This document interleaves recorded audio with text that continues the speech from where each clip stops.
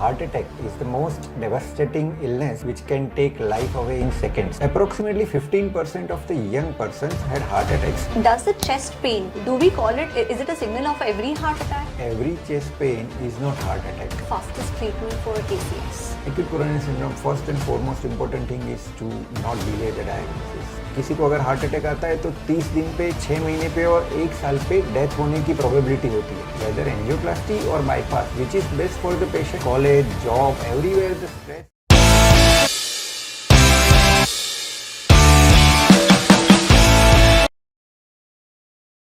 Every 33 seconds, someone in the world has a heart attack. But what if we could detect it earlier, prevent it, and reverse the risk? Today at LVE Echoes, we have a renowned cardiologist, Dr. Sandarbh P. Patel, at our show. So welcome Dr. Sandarbh Patel to our show. Thank you, Madhvvi. Thank you very much. I am Dr. Sandarbh Patel, interventional cardiologist. I am practicing at Jivraj Mehta Hospital. Right now we are sitting at my OPD clinic, Aradhya Heart Care. Interventional cardiology has been my passion since my MBBS days because heart attack is the most devastating illness which can take life away in seconds. Right. So if I can halt or prevent heart attack and cure the heart attack patients, that gives me the utmost satisfaction. But this is about my clinical practice part. Apart from that, our basic job and my passion is to disseminate the knowledge about heart attack to general population, so I can help them prevent heart attack whenever, whichever way possible. Right. So Dr. Patel, thank you for opening your doors for us and giving us an opportunity to to organize a podcast for you. Let's begin with the basics. What exactly is acute coronary syndrome, and what should every young people should take care about it? Yeah, this is a very good question, and the best part of this question I find is young people. Because previously, like last 1 or 2 decades, approximately 15% of the young persons in Western country or India or Southeast Asia had heart attacks. What is young? Generally we define as less than 45 years age as young for having heart attack. So until 45 years of age, you said that it's young, but what is the age we begin with that young?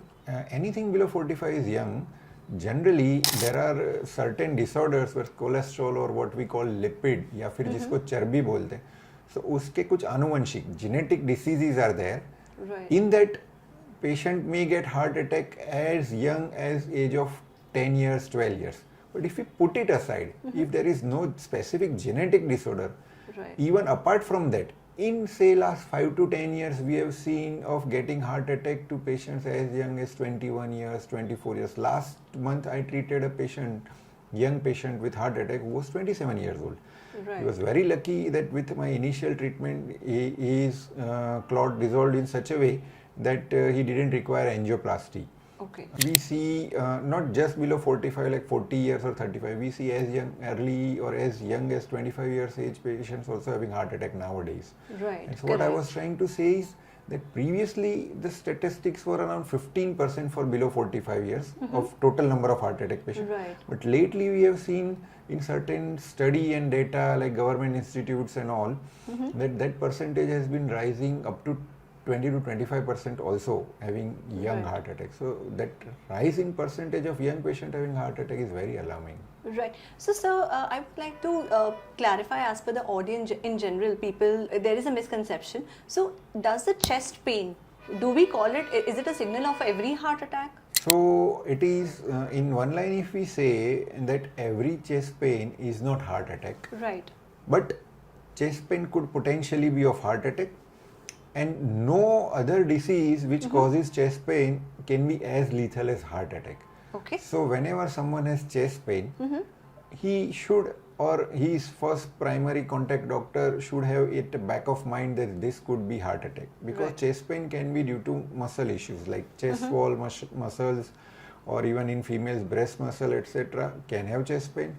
Right. Ribs, bone can have chest pain. Chest pain can be due to lungs or due to acidity, stomach, esophagus, जिसको हम अन्न नली बोलते हैं, swallowing difficulty, इन सब की वजह से भी chest pain हो सकता है, पर इनमें से किसी में जान जाने की संभावना नहीं है. Right. हार्ट अटैक के भी हर एक पेशेंट को जान चली जाती है ऐसा नहीं है, but there is a potential. Correct. So Right. that should be an important focus. And as you said, what is acute coronary syndrome?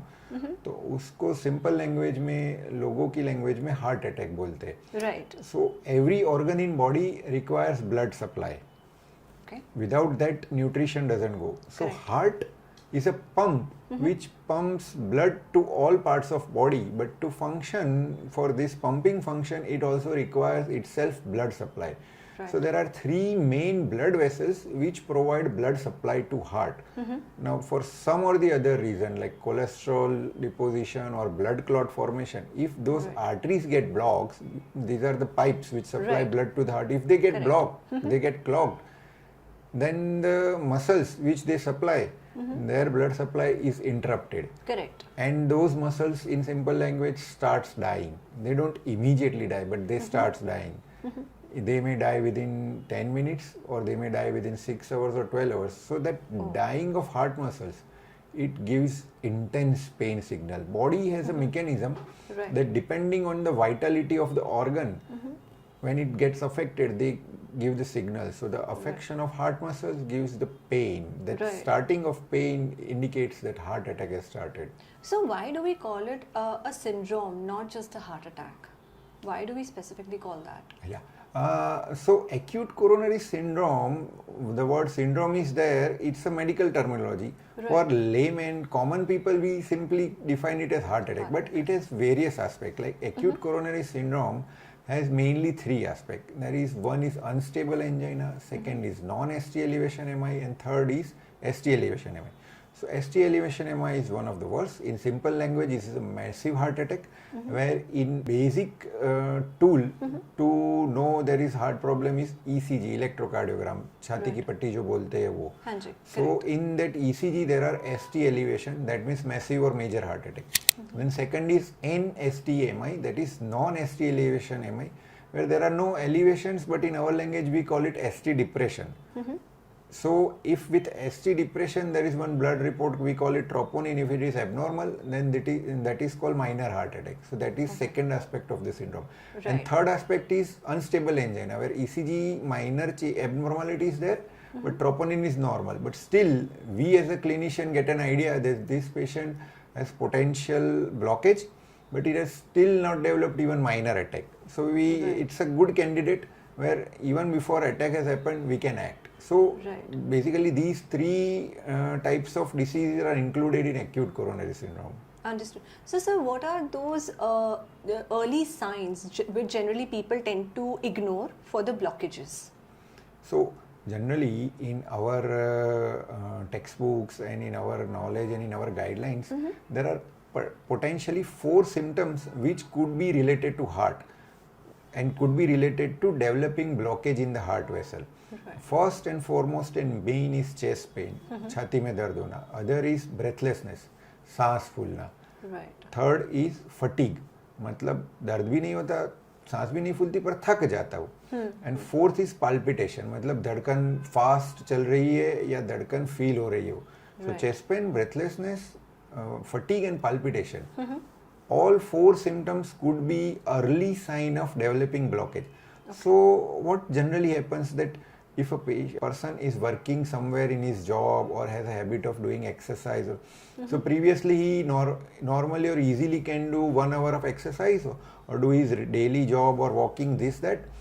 Now he gets either this pain or breathlessness or fatigue or palpitation at 80% of his normal capacity. Okay. So that is the early sign. थोड़ी capacity कम होने लगी. Then this capacity starts decreasing. Like अभी 50% work पे ही हो जाता है.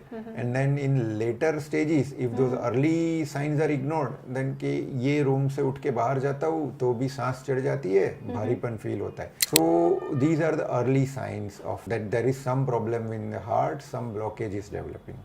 Right. So, sir, if we talk about in general the genetics versus the lifestyle, so how much is the probability for genetics or the unhealthy lifestyle people are maintaining to come across this heart attack or a chest pain issue? Both of them are important. Either of them could individually be also cause of heart attack, but Right. both are mutually agonistic. It's like कि बारूद पड़ा है और चिंगारी कैसे लगेगी. So this बारूद Right. many a times is the genetic predisposition, and bad lifestyle is the igniting factor.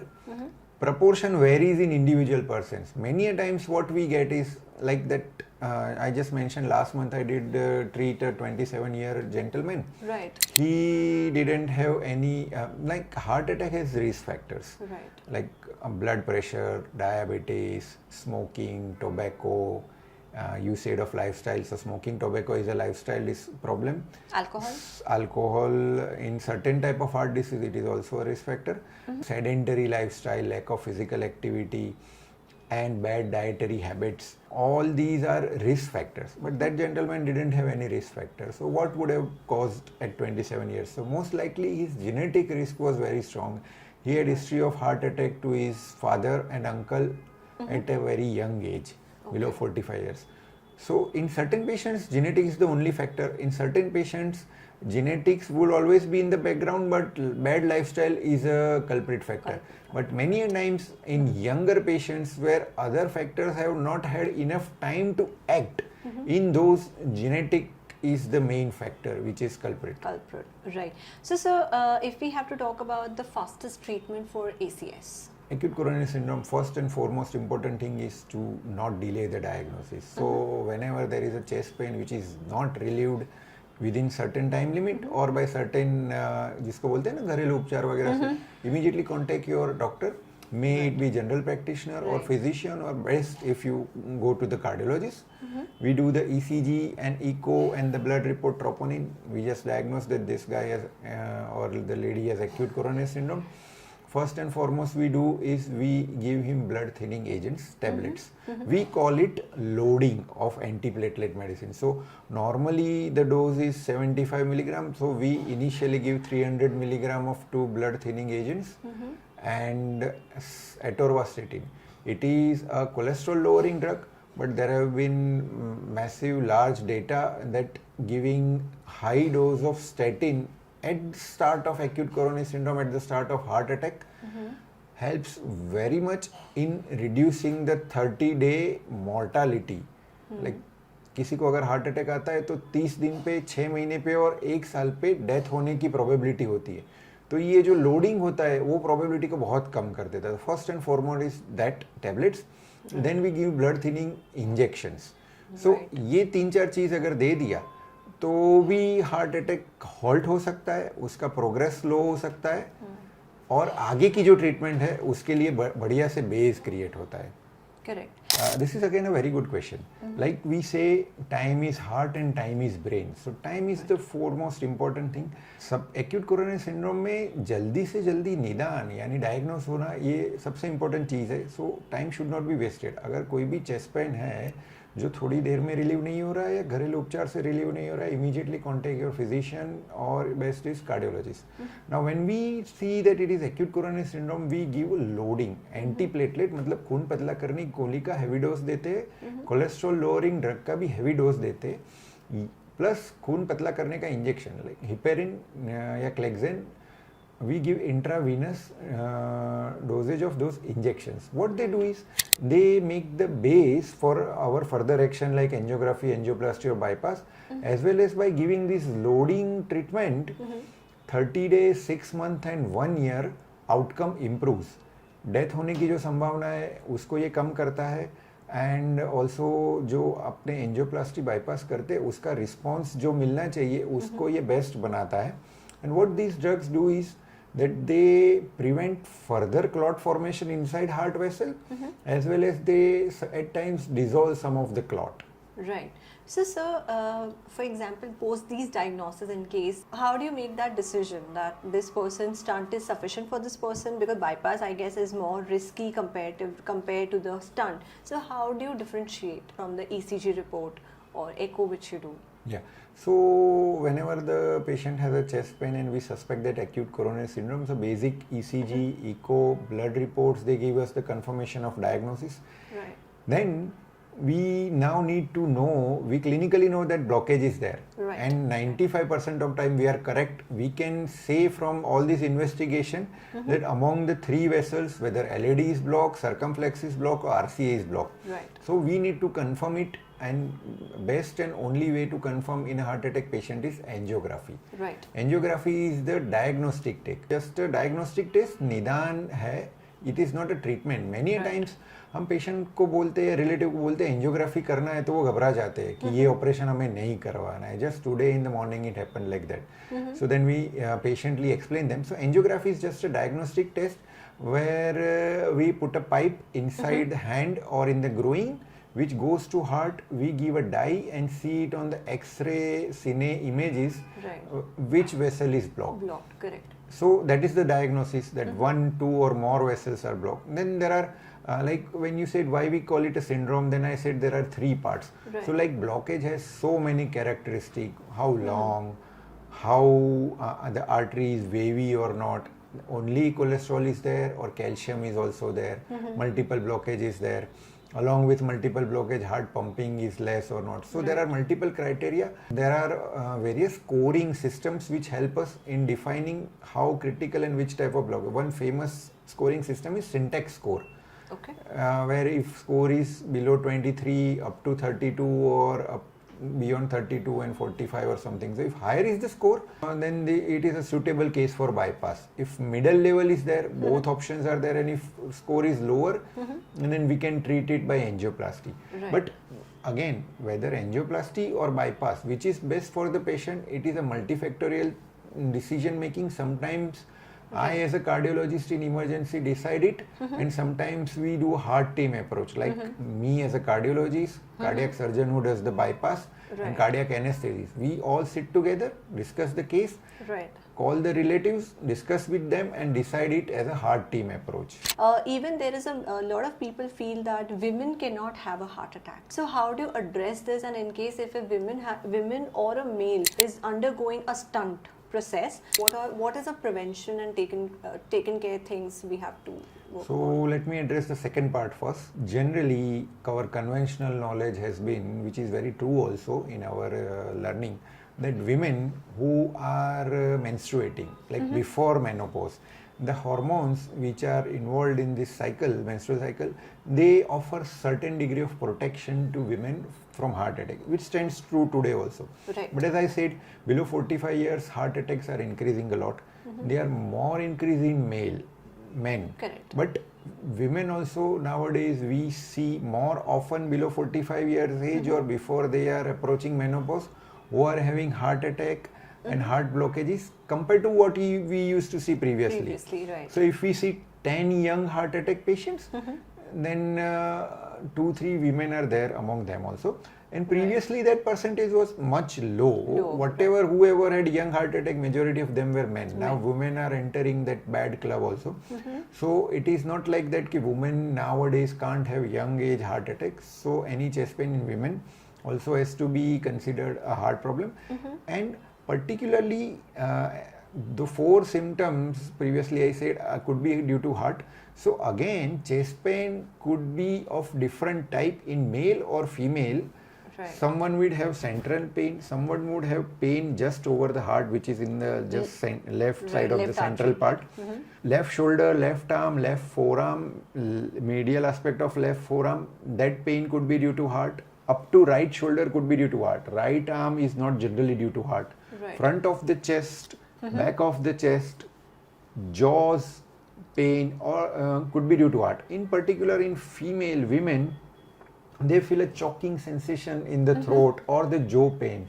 They may not have the classical chest pain. So all this could be due to heart. Right. So even when classically lady comes to us that she has a choking sensation when she walks or a jaw pain, we consider as an early sign of heart attack also. So to keep in mind that women could have a little different kind of pain due to heart attack is also an important thing.